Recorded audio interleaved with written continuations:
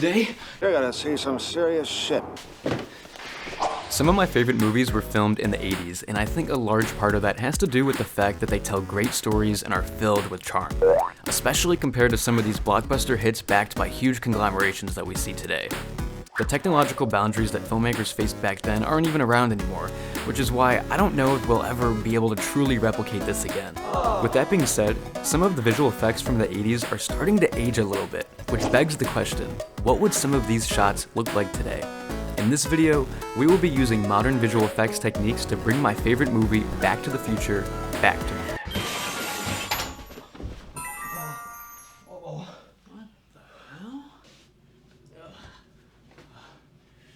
Get the hell out of my room, old man! Brought to us by the minds of Robert Zemeckis and Bob Gale, Back to the Future is an absolute classic. It consists of a compelling plot, lovable characters, and an out-of-world concept that makes the viewer wonder, what would I do if this happened to me? And without Back to the Future, who knows if some of those incredible films that we hold close to our hearts would even have been made in the first place. Pretty cool considering this movie almost ceased to exist.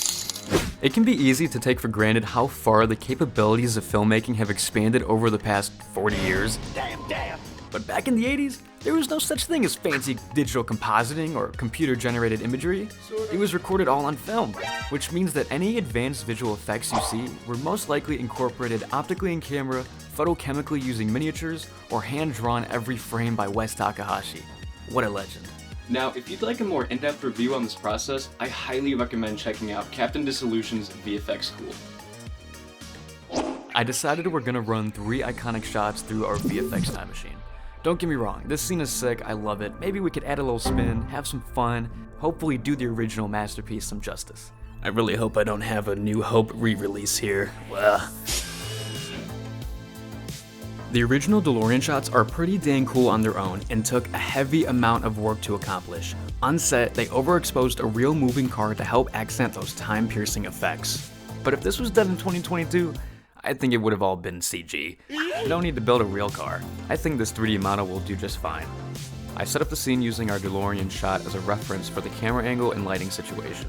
After that, we can animate our sweet ride and give it some spice.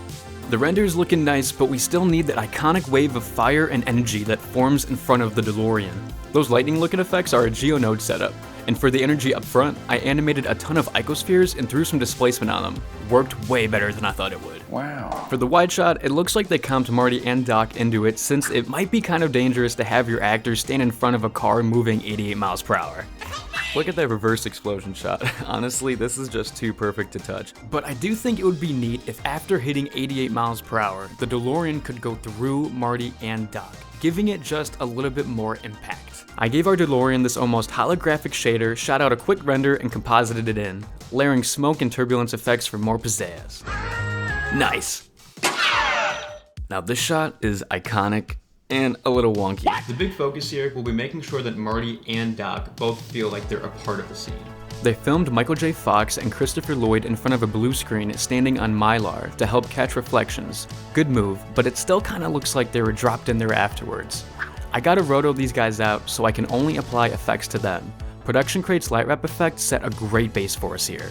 Because the fire is so bright, we can easily key it out and apply some glows to soften the comping.